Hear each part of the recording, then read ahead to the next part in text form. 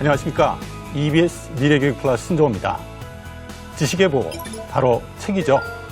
책 읽기, 독서의 중요성은 말하지 않아도 누구나 다 아는 사실입니다.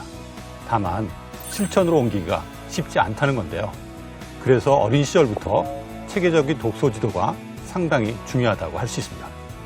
독서교육, 어떻게 하면 좋을까요? 미래교육 플러스에서는 독서교육의 현실을 점검해보고 효율적인 독서교육 방법이 무엇인지 논의해보는 자리를 마련했습니다. 오늘 함께 논의해 주실 분들을 소개합니다. 실제 이제 독서를 해보면 책을 못 읽는 아이들이 너무 많아요.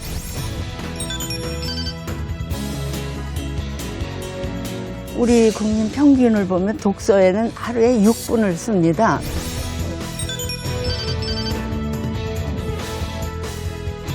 독서가 이제 삶의 일부이기 위해서 독서 교육이 필요한 것 같습니다.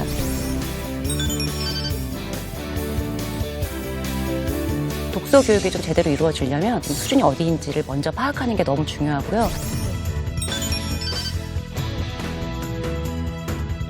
체계적인 한글 교육이 우선시 되어야 된다고 생각합니다.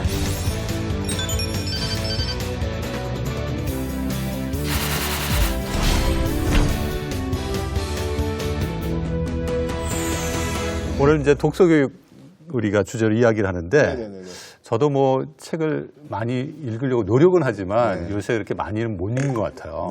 뭐 한 달에 한 2권 정도밖에는 씩이나요? 못 읽는데. 어째 최 선생님 어떻게 시간은 괜찮으세요? 아무래도 바쁘셔가지고 책 읽기가 쉽지 않을 것 같은데. 요즘은 좀 어려운 것 같고요. 제가 초등학교 2학년 때, 1학년 때 기억나는데 제가 그때 전질로 된 책을 한 300권짜리 있었어요. 그걸 제가 다 읽었어요. 그때 그리고, 다 읽고 안 그리고 읽은 눈 버린 거예요. 근데 이렇게도 보고 저렇게도 보다가 눈 다 버렸었는데 그때가 생각나는데 지금 제 모습은 아마 그때 그 책을 읽은 걸로 버티는 거 아닌가? 이런 생각을 갖고 있는데 그렇죠. 근데 오늘 오신 분들은 뭐 거의 뭐 독서 전문가 분들이시라서 원장님 많이 읽으시죠? 10권 정도 한 달에. 그래요? 네네. 벌써 저하고 5배 이상 차이가 나네요. 와. 저는 권수는 그렇게 많이 못 읽고요. 하루에 한 2-3시간 정도 읽는데 저 읽었던 책들을 좀 읽거나 뭐 필사를 하거나 이런 걸 많이 해서 새로운 책들은 뭐 한 달에 한 2권 저도 교수님하고 비슷한 것 같아요. 예, 예. 선생님은 이거 다 지금 조사하는 것 같아요, 지금. 아무래도 아이들이랑 같이 있다 보니까 책을 학교에서는 정말 많이 아이들과 같이 읽다 보니까 많이 읽게 되고요. 개인적인 저의 이제 독서를 위해서도 되도록 많이 읽으려고 노력하고 아까 말씀하신 것처럼 저도 요즘에 이제 필사하는 데 조금 빠져서요. 네, 그렇게 읽느라고 조금은 많은 양은 아니지만 열심히 읽으려고 노력하고 있습니다. 출퇴근 시간 이용하거나 주말 시간 이용해서 읽는데 저도 한 달에 2-3권 정도 읽는 것 같습니다. 저는 대학에서 독서 작문을 강의하고 있습니다. 예. 그러다 보니까 학생들이 읽는 책을 저도 읽어야 되기 때문에 이번 학기 한 30권 정도 읽었던 것 같습니다. 예. 책이 좋긴 한데 여러 가지 이유 때문에 우리가 책 읽는 시간을 확보하지 못하는 것 같아요. 뭐 최근 들어서 독서량도 뭐 OECD 국가 비교해 봤을 때 우리나라 독서량이 점점 줄어들고 있다라는 좀 안타까운 이야기도 있는데 왜 이렇게 책을 읽는 그 양이 줄어들고 있다고 보십니까? 사실 이 독서량이 주는 문제는 뭐 우리나라만의 문제는 아닙니다. 예. 스마트폰이 좀 보급 본격화되면서 전 세계적으로 독서량은 줄고 있거든요. 근데 우리나라가 좀 문제가 되는 것은 워낙에 책을 읽는 양이 그전에도 많지가 않았어요. 스마트폰 외에도 교육 방식의 문제라던가 뭐 이런 것 때문에 아이들이 실질 독서량이 많이 낮아요. 어른들도 마찬가지고 책이 좋다는 얘기를 많이 하는데 읽어보면 머리에 남는 것도 없고 재미도 없고 좀 지루하다 이런 말씀들 많이 하시는데 사실 이게 무슨 소리냐면 책을 읽고 이해할 능력이 없다는 소리예요. 그래서 책을 읽고 이해하는 능력 자체가 떨어져 있기 때문에 또 그것이 또 독서량을 줄이는 그런 중요한 동력으로 작용을 하는 거죠. 예, 예. 출협에서 한국인의 독서 실태에 보면은 성인 이제 전부 다 아이다 1위가 이제 시간 없는데 아이들은 공부하느라고 어른은 생업이라고 그랬는데 우리 국민 평균을 보면 독서에는 하루에 6분을 씁니다. 하루에 예, 하루 6분이요? 6분밖에 예. 안 나와요. 그러는데 TV 시청은 1시간 53분, 인터넷은 50분. 예. 그러니까 지금 선생님 말씀하신 게 수치로 어마어마한 차이가 나요. 그러네요. 네. 그럼에도 불구하고 이 독서는 중요하다, 필요하다. 어떤 것인지 다시 한번 좀 말씀해 네, 주시죠. 저는 뭐 독서는 옛날이나 네. 오늘날이나 미래에도 중요할 것이라고 생각합니다. 우리는 독서로서 지식이나 정보를 습득하고 이러한 지식이나 정보는 개인의 정신 세계를 형성하고 확장하는 데 중요한 토대가 된다고 할 수 있습니다. 아울러 지식은 창의성을 발현에 필요한 가장 핵심적인 요소이며 책을 읽으면서 그를 이해하는 과정 자체가 수준 높은 사고 과정이라고 할 수 있습니다. 독서하는 동안 뇌 중의 뇌라고 할 수 있는 전두엽이 많이 활성화된다고 합니다. 이 영역에서 고차원적인 사고 과정이 일어나는데 그러므로 독서는 뇌 중의 뇌를 갈고 닦는 셈이지요.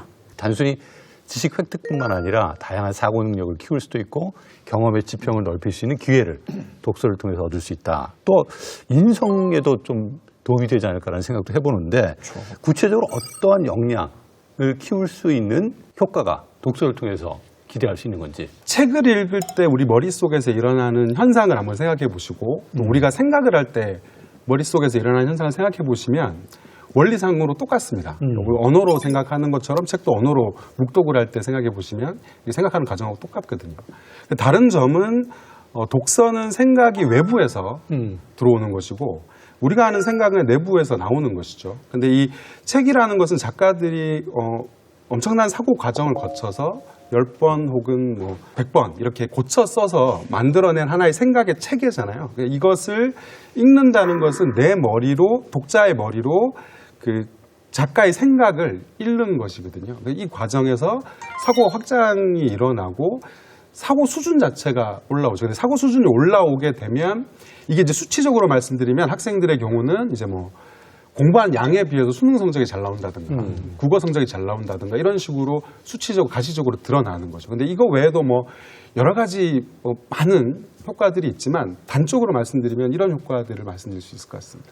독서 교육이라고 하면 조금 이래도 되나? 라는 생각이 들거든요. 왜냐면 독서가 그냥 삶의 일부여야 되지 이거를 교육을 해야 되나라는 생각 가끔 들긴 하는데 그 독서교육이 참 중요하긴 중요한 것 같아요.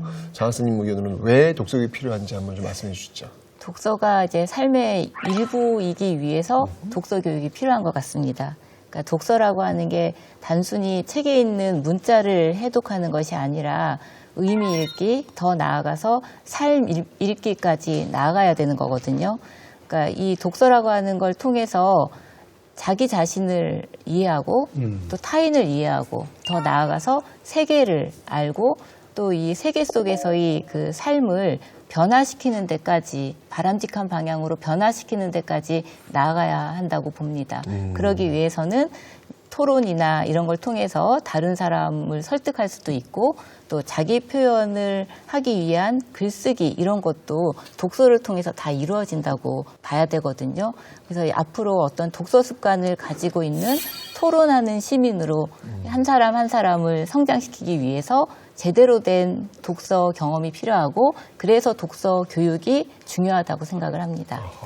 1990년대에서부터 우리나라에도 상당히 이제 논의가 됐어요. 왜 교육을 해야 되냐? 그냥 읽으면 되지 않냐? 예, 예. 많이만 이제 이렇게 됐는데 이 교육의 그 키는 뭐냐면 책 읽는 방법을 아이들에게 가르쳐 줘야 된다는 거죠. 책 읽는 방법이요? 네, 옛날에는 모두 다들 그냥 내 마음대로 쭉 그냥 읽으면 됐지요. 우리 옛날에 다 내 마음대로 그냥 쭉 읽었잖아요. 예, 저는 지금도 그렇게 시도, 읽는데요. 시도, 뭐 소설도 신문도 내 마음대로 쭉 읽었죠. 네. 근데 이제 요즘에 여러 가지 매체에 따라서 읽는 방법이 다르고 예를 들어서 핵심만 읽을 수도 있고 감동하며 읽어야 되는 것도 있고 상상하며 읽어야 되는 이렇게 내일 시험 볼 때 읽는 방법과 또 뭐 그냥 토론하기 위해서 읽는 방법은 또 좀 달라야 돼요. 그래서 이런 읽기 기술을 아이들에게 가르쳐 주기 위해서 독서 교육이 강화되고 있습니다. 그렇죠. 네. 우리 아이들의 실제 이제 독서를 해보면 책을 못 읽는 아이들이 너무 많아요. 그러니까 뭐 무슨 그게 대단한 지식 도서라든가 뭐 철학책이라든가 이런 책을 못 읽는 게 아니라 그냥 이야기책을 못 읽는 친구들이 너무 많습니다. 못 읽는다는 게 뭐예요? 읽고 이해를 못 한다는 거죠. 이해를 읽고 못 나서 한다고요? 문해력이 안 된다? 줄거리 내용을 파악을 잘 못합니다. 근데 이걸 바꿔서 말씀드리면 자기 학년 또래의 이야기책들 청소년 기준으로 말씀드리면 그걸 이해하지 못한다는 건 뭘 의미하냐면 교과서 내용을 잘 이해하지 못한다는 뜻이거든요. 당연하겠죠. 그래서 지금 현재 우리 아이들의 독서 교육의 상위 목표를 말하기에는 우리 아이들의 평균적인 언어 능력 자체가 너무 떨어져 있어요. 제가 현장에서 체감한 느낌으로는 한 70% 정도의 아이들이 자기 학년 교과서, 또 사회라든가 역사라든가 과학이라든가 이런 것을 스스로 읽고 이해하는 데 어려움을 많이 겪거든요. 이렇게 지금 기본적으로 자기 학년 교과서를 읽을 수 없을 정도로 언어 능력이 떨어져 있기 때문에 이것을 끌어올리려면 좀 독서 교육이 굉장히 절실히 필요한 시점이라고 생각해요. 아까 말씀하셨던 것처럼 책이라는 건 그냥 스스로 자기가 읽으면 되는 건데 그게 안 된다는 거죠. 그래서 그것을 끌어올려주기 위해서라도 이 독서 교육을 좀 체계적으로 접근할 필요가 있다고 생각합니다. 학교 내에서 그러면 독서 활동이나 독서 교육이 얼마나 이루어지고 있는지 이게 좀 궁금하거든요.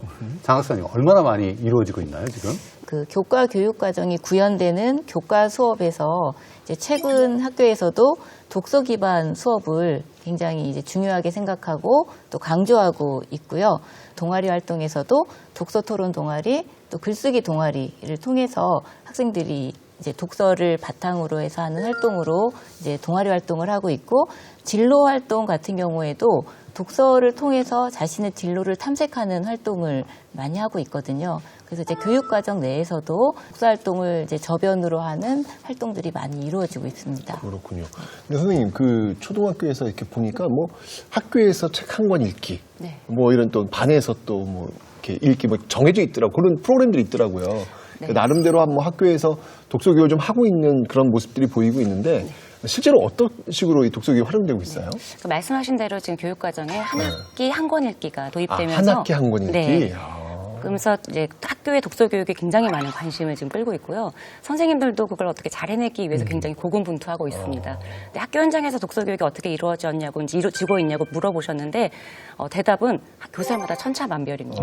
네, 한 학기 한 권 읽기, 혹은 뭐 이게 온책 읽기, 온작품 읽기, 뭐 슬로우 리딩, 깊이 읽기 여러 가지 방식으로. 온책 읽기가 뭐예요? 온책 읽기는 이제 그동안의 교과서에 이제 네. 그 작품 중에 일부분만 들어가서 아이들이 긴 호흡으로 한 작품을 다 읽어내지 못했으니까 이제는 전체 한 작품을 아이들과 함께 한 학기 동안 좀 천천히 정말 많은 의미를 되새겨가면서 읽어보자. 이제 이런 취지로 들어왔는데요. 그 안에 이제 비슷한 의미로 깊이 읽기나 슬로우 리딩을 도전하시는 분들도 굉장히 많으십니다. 요즘은 이제 독서가 워낙 많이 치중이 되어 있으니까 학교 자체에서 행사들도 많이 열고 있어요. 독서 체험 교실 같은 것도 많이 열고 있고, 도서관과 연계해서 여러 가지 아이들이 좀 재미를 느낄 수 있는 그런 행사들도 많이 추진하고 있습니다. 얘기를 들어보니까 우리 임리현 선생님이 독서 교육 마스터 같아요. 어떻게 실제 교육을 하고 계신지 저희가 학교에 찾아가 봤습니다. 보시면서 이야기를 나눠보시죠. 책과 함께 자라나는 경기 왕방초등학교 학생들을 만나볼까요? 1학년 학생이네요. 오늘은 낱말과 문장에 대해 배우는 시간. 선생님이 읽어주는 재미난 이야기에 우리 학생들 푹 빠져버렸습니다. 아기 돼지야, 막대 조심해. 이건 막대가 아니야. 슝. 그럼 뭘까요? 학생들이 직접 동화의 뒷이야기를 완성해보기로 했는데요. 막대기의 변신은 무죄. 마음껏 상상하고 글과 몸짓으로 표현해봅니다. 이 학습지에다가 이건 막대가 아니야 그려주고, 밑에다가 이건 땡땡땡이야 적어주면 돼. 아직은 글보다 그림이 편한 1학년 학생들. 과연 잘할 수 있을까요? 야, 서툴지만 표현하고 싶은 내용을 또박또박 적어보는데요. 이건 낚싯대야. 톡톡 튀는 아이디어를 담아 몸짓으로 표현해보기로 했습니다. 촛불이야. 자, 변신놀이 시작.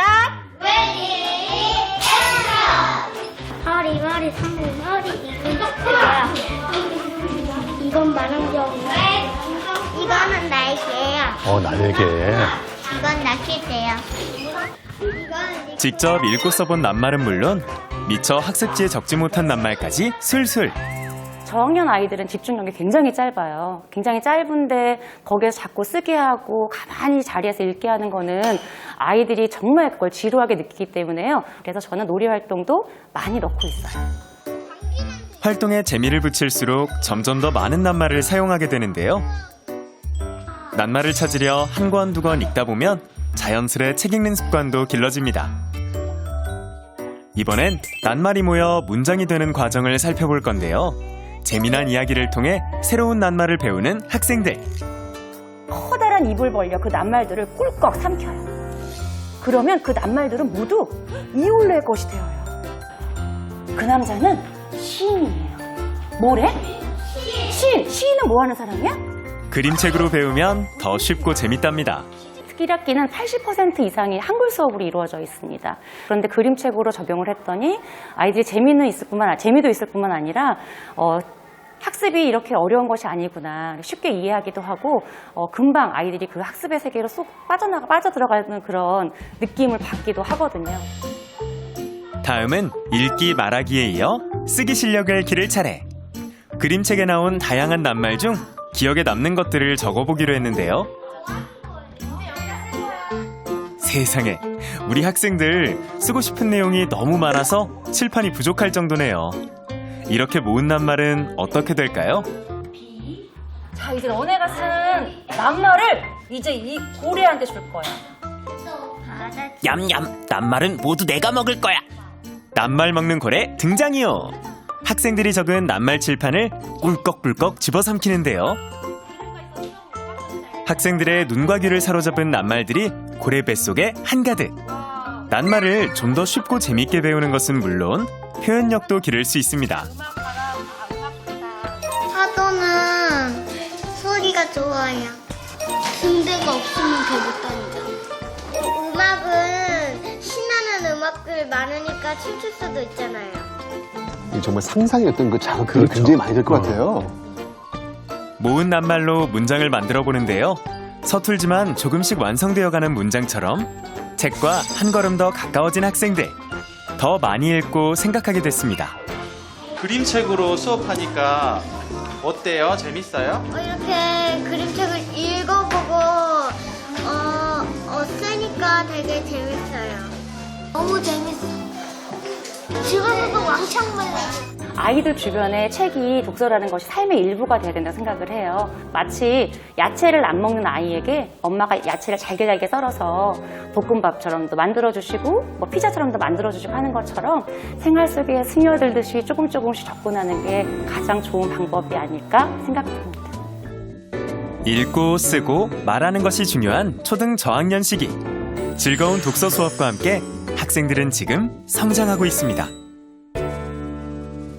임 선생님 수업 보면서 네. 약간 제가 갖고 있는 편견을 깼습니다. 이 독서 교육하면은 책 읽고 그냥 주요 내용이 무엇인지, 무엇을 배웠는지 서로 공유하는 방식으로 이제 수업이 이루어질 줄 알았는데 그게 아니라 정말 초등학교 그거 너무 그렇죠? 싫었어요. 그런 식으로 했는데 지금은 네. 완전히 내가 그 이야기를 만들어보고 상상해보고 그걸 또 다양한 방식으로 표현하는 그런 활동으로 이루어지니까 아이들이 좋아할 수밖에 없을 것 같아요. 아니 진짜 지금 생각해보니까 제가 초등학교 때는 맨날 선생님이 줄거리 써오라는 거예요. 그게 숙제니까 읽는 것도 짜증나고 이것도 요약하려니까 너무 힘들고 막 그런 기억들이 나는데 참 즐겁게 지금 책을 읽고 있다라는 생각이 드는데 장학생님 어떻게 보셨어요? 참 학생들이 좋아할 만한 활동으로 이렇게 그리고 단순히 책을 읽고 말씀대로 주제 찾고 하는 그런 것이 아니라 어찌됐건 자기 생활과 삶을 표현할 수 있는 지점들이 있었던 것 같습니다. 그래서 굉장히 아주 재미있는 수업이고 저도 어렸을 때 저런 수업 들었으면 참 좋았겠다는 생각이 듭니다. 독서에서 이제 독서가의 자세 중에 중요한 자세 한 가지가 책을 읽을 때 책을 책으로만 보는 것이 아니라 자기에게 대입해 보는 그 자세가 굉장히 중요하거든요.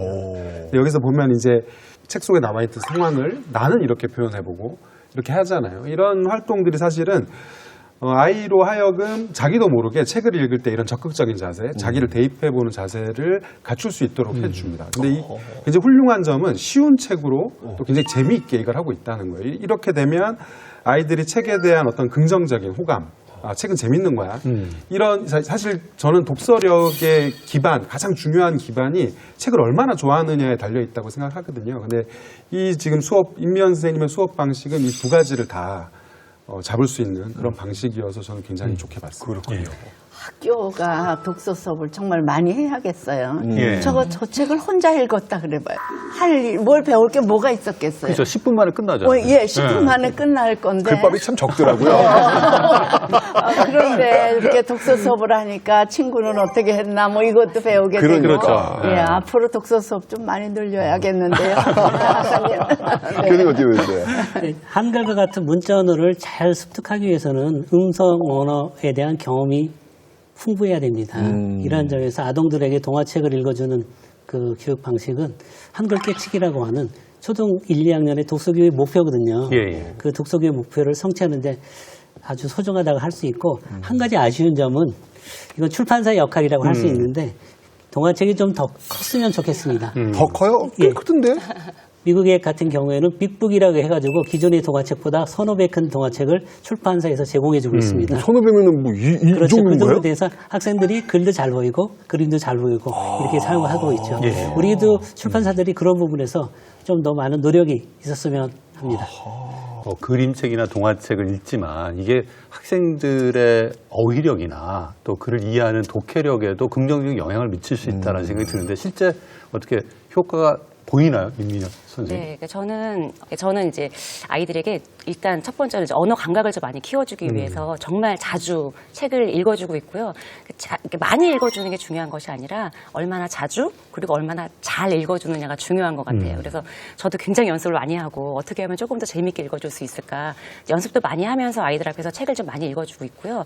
또 무엇보다 언어 감각을 길러주는 게 굉장히 중요할 것 같거든요. 그래서 이제 의성어나 의태어가 있는 책들도 많이 소개를 해주고 이제 말놀이도 많이 하고 있습니다. 그리고 말놀이 동시 같은 것들 짧은 것들은 자주 아이들에게 읽어주면서 언어 감각이 좀 늘어날 수 있도록 도와주고 있고요. 한글 자음 모음 배울 때도 이제 알맞은 이야기 책이 없어서 이제 동화를 제가 만들었거든요. 동화를 만들어서 아이들에게 읽어주고 그 동화를 가지고 자음 모음 이제 가르칠 때 끝까지 그 호흡으로 읽고 이제 끌고 가고요. 그다음에 자음어가 결합되고 받침이 들어가고 이제 처음 낱말이라는 걸 처음 배우는 그 시간이었거든요. 동화책을 최대한 많이 활용해서 아이들이 이게 지루한 게 아니다, 어려운 게 아니다라고 인식이 되게끔 이렇게 기초를 닦아주면 저는 이게 터닦기라고 생각을 하고요. 그 위에 어휘력과 독해력이 이제 얹혀가는 거는 그건 너무 쉬운 일이 될 것 같아요. 그래서 지금 저학년 아이들에게는 그렇게 책과 친해지고 언어 감각을 좀 키워주고 그래서 그런 활동들을 좀 많이 하고 있습니다. 책을 좀 많이 읽은 친구들하고 이야기를 하다 보면 이 어린아이가 이런 단어를 갖고 나랑 얘기를 하는 거야? 깜짝깜짝 놀랄 때가 있거든요. 이런 어떤 그 독서하고 어휘력의 상관관계 분명히 있죠. 요거는 간단한 퀴즈를 통해서 한번 알아보도록 하겠습니다. 최 선생님. 퀴즈요? 예. 퀴즈. 제가 잘하세요. 최 선생님. 예. 네. 제가 내일 철렵을 가려고 합니다. 무엇을 준비해야 될까요? 1번 등산 스틱, 2번 낚시 도구. 낚시 도구. 어디 가셨습니까? 철렵 가신다면서요? 예. 그러니까 낚시 도구 필요한 거 아니에요? 그러니까 철렵이라는 말은 냇가에서 물고기를 잡는 놀이라고 할 수 있습니다. 그렇죠. 예. 아마 철렵이라는 단어를 모르는 학생들은 제가 제시해드린 문장을 이해하기 좀 어려울 것 같습니다. 어려운 단어네, 철렵이 그렇죠? 진짜. 이처럼 어휘력은 그를 이해하는 핵심적인 요소라고 할 수 있습니다. 안 틀려서 다행이다.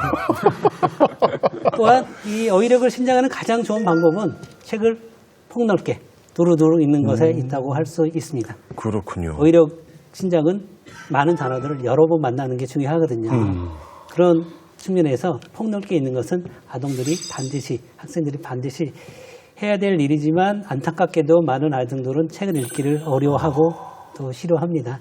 그렇기 때문에 어휘교육은 교실에서 또 가정에서 보다 직접적으로 체계적으로 가르칠 필요성도 있다고 할 수 있습니다. 실제로